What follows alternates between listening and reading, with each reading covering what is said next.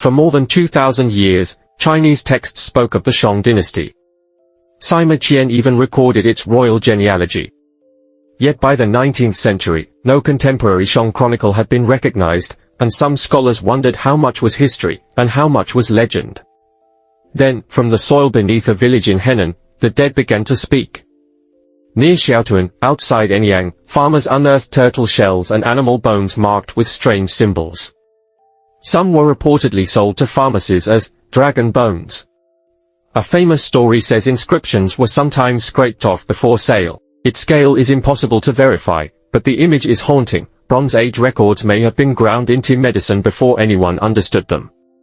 In 1899, according to the traditional account, Qing scholar Wang Yirong noticed ancient-looking marks on medicinal bones in Beijing. Details remain disputed, but Wang was among the first major collectors to recognize their importance. He suspected the writing was older than the script on bronze vessels. He had almost no time to pursue the mystery.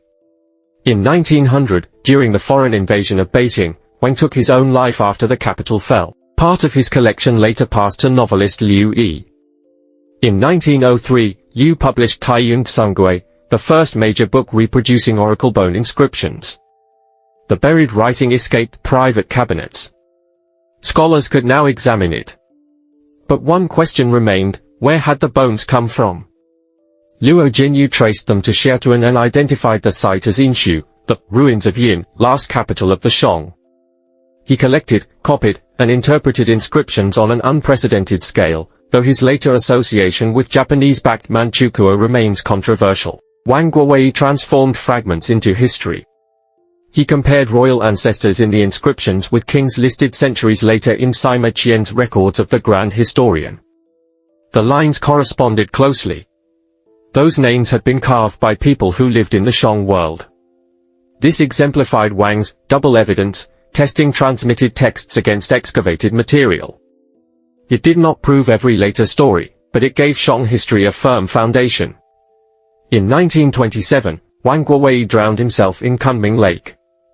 His reasons remain debated, and no single explanation can capture them with certainty, yet the method he championed survived him.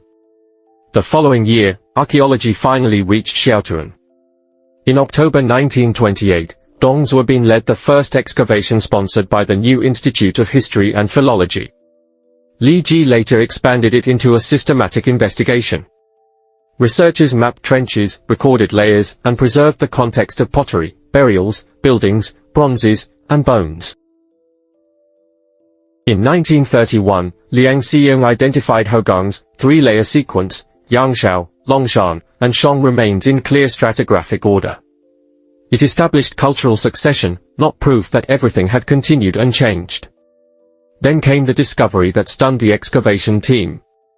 In 1936, archaeologists uncovered pit YH-127. Inside were 17,096 inscribed fragments, including more than 300 nearly complete turtle plastrons. It was not treasure in the usual sense. It was an archive.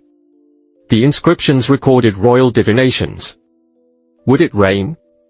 Was the harvest in danger? Should the king hunt, wage war, or sacrifice?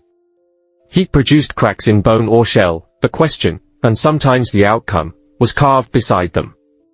They preserved fear, illness, childbirth, weather, warfare, and faith from over 3,000 years ago, the earliest known substantial body of mature Chinese writing. For pioneers became the Four Halls of Oracle Bone Studies, Luo Jinyu, Wang Guowei, Dong Zuobin, and Guomaruo, each with a studio name ending in Tang, Hall.